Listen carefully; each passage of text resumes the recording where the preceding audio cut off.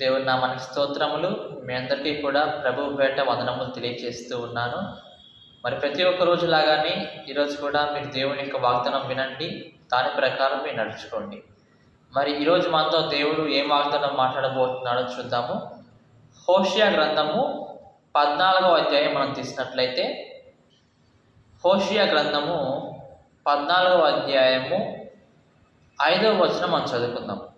హోషేయ గ్రంథము 14వ అధ్యాయం 5వ వచనం మనం చదువుకున్నట్లయితే, చెట్టునకు మంచు ఉన్నట్లు నేను అతని కుందును, తామర పుష్పము పెరుగునట్లు అతడు అభివృద్ధి నొందును.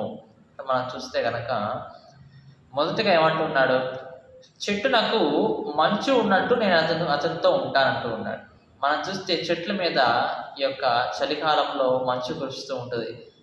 ఏమంటే మనము నైట్ అంతా నిద్రపోయి ఉదయమునే మనం లేచి చూడంగానే చెట్ల ఆకుల మీద ఏముంటూ ఉంటుందంటే కొంచెం తడిలాగా నీళ్ళు అనేవి ఉంటూ ఉంటాయి. ఎందుకు అవి ఉంటూ ఉంటాయి? మంచు కురుస్తూ ఉంటుంది కాబట్టి. అయితే అలా కురవటం వలన ఆ చెట్టు ఏమైపోతూ ఉందంటే కనుక దానికి నీళ్ళు అనేది అందుతున్నది. చెట్టుకి మొదటిగా కావాల్సింది ఏంటమ్మా? నీళ్లు కావాలి. అది పెరగాలంటే కనుక నీళ్ళు అనేది ఉండాలి. కాబట్టి ఆ నీరు అనేది చెట్టుకు అందుతుంది కాబట్టి ఆ చెట్టు ఎంతో మంచిగా పెరుగుతూ ఉంటుంది.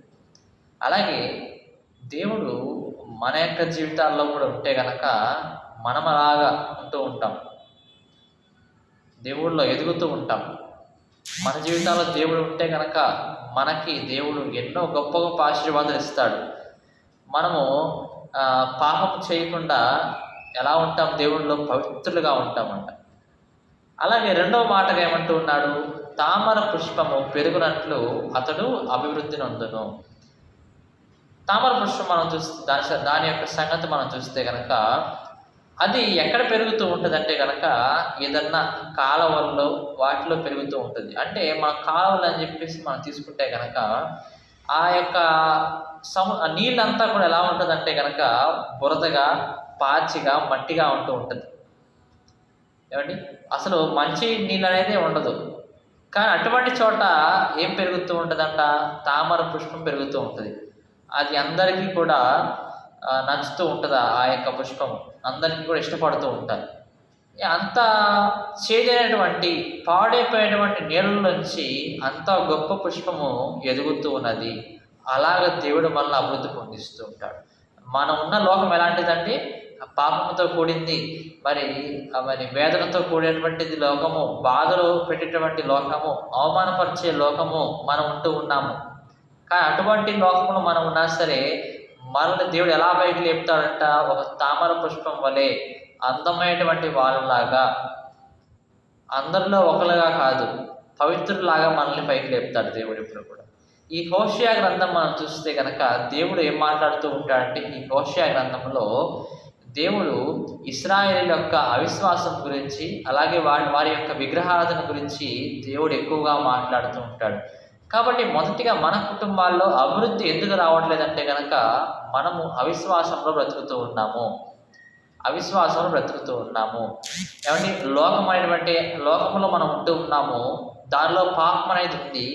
ఆ పాపంలో మనం బ్రతుకుతూ ఉన్నాము. మనం అభివృద్ధి పొందాలంటే కనుక ఎలాగైతే చెట్టు మీద ఎలాగైతే కురుస్తూ ఉన్నదో, ఎలాగైతే ఉంటూ ఉన్నదో, అలాగే దేవుడు కూడా మనతో ఉండాలి. మనతో ఉన్నప్పుడు మాత్రమే ఆ యొక్క చేదైనటువంటి నీళ్ళలో నుంచి, ఆ యొక్క డస్ట్ బ్యాక్టీరియా ఉన్నటువంటి పాచి పట్టినటువంటి నీళ్ళలో నుంచి ఎలాగైతే తామర పుష్పం పైకి లేస్తూ ఉన్నదో, అది ఎదుగుతూ ఉన్నదో, వికసిస్తూ ఉన్నదో, అలాగే దేవుడు కూడా మనల్ని ఈ యొక్క లోకంలో అభివృద్ధి అనేది చేస్తూ ఉంటాడు.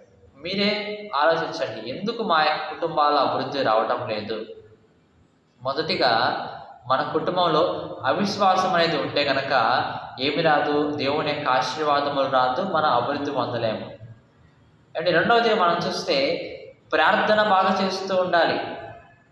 విశ్వాసం నీకు చాలా బాగా ఉంది, విశ్వాసంతో ప్రార్థన చేస్తున్నావు. కానీ ఒక్కసారి ప్రార్థన చేసిన తర్వాత నీకు జవాబు రావాలంటే వెంటనే రాదు. కొన్నిసార్లు ప్రార్థనలకి వెంటనే జవాబు రాదు. మనం ఎంత విశ్వాసంతో చేసినా సరే వెంటనే జవాబు రాదు.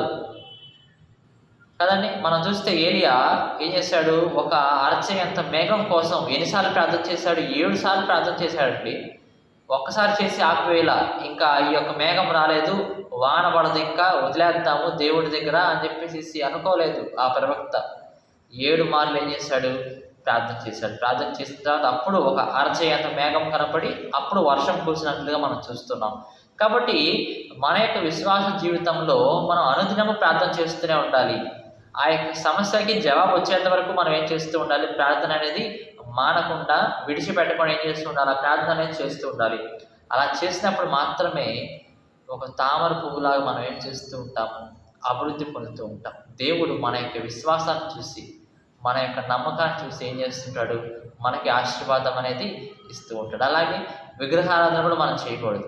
ఇదే 11వ అధ్యాయం మనం తీస్తే, ఈ హోషేయ గ్రంథమే 11వ అధ్యాయము మరి 3వ వచనం మనం చూస్తే కనుక అక్కడ దేవుడు ఒక మాట అంటూ ఉంటాడు, ఎఫ్రాయిమును చెయ్యి పట్టుకొని వానికి నడక నేర్పిన వాడని నేనే, వారిని కౌగలించుకొని వాడని నేనే వారిని స్వస్థపరిచిన వాడనైనను ఆ సంగతి వారికి మనసున పట్టలేదు. ఏమంటున్నాడండి, చిన్నప్పటి నుంచి పెంచి పెద్ద చేసింది నేనే, ఆ యొక్క పట్టణమును కాపాడుతున్నది, ఆ ప్రజలను కాపాడుతున్నది నేనే, ఇశ్రాయేలునే ఒక అండగా ఉండి ఒక దేవుడిగా ఉండి వారిని కాపాడుతున్నది నేనే. కానీ చివరికి ఏం చేశారంట, దేవుడు ఏం చేశాడంటే మరలా స్వస్థపరిచాడు కూడా. దేవుడు స్వస్థపరిచాడు కూడా. స్వస్థపరిచినా సరే వారి మనసున పట్టలేదు. ఆ సంగతి వాళ్ళు తెలుసుకోలేకపోయారంట. ఈరోజున మనం చూస్తే అవిశ్వాసంతో ఉంటూ ఉన్నారు. దేవుడు చేసే కార్యాలు వాళ్ళు తెలుసుకోలేకుండా ఉంటూ ఉన్నారు. ప్రియా దేవుని బిడ్డలు, దేవుడు చేసే కార్యాలు ఎంతో గొప్పవండి. దేవుడికి అసాధ్యమైనది ఏది కూడా లేదు, ప్రతి ఒక్కరు కూడా సాధ్యమే.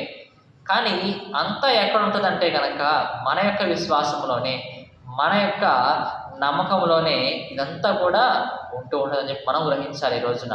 కాబట్టి దేవుడు ఏమంటూ ఉన్నాడు, మరి ఏం చేస్తా, అతన్ని నేను అభివృద్ధి పరుస్తాను, తామర పుష్పం పెరిగినట్లుగా అతనిని అభివృద్ధి పరుస్తాను. అలాగే మీరు విశ్వాసంతో దేవుళ్ళ ముందుకు కొనసాగుతూ ఉంటే కనుక, పట్టు వదలకుండా సహనంతో ప్రార్థన చేస్తూ ఉంటే కనుక, ఎలాగైతే మనం ఉన్నటువంటి ఈ పాపపు లోకంలో అభివృద్ధి పొందకుండా ఉన్నామో, దేవుడిని నమ్ముకొని దేవుళ్ళ విశ్వాసం ఉన్న తర్వాత మన దేవుడు ఎక్కడికో తీసుకెళ్ళిపోతాడు, ఇక గొప్ప అభివృద్ధి మనకు చేస్తాడు.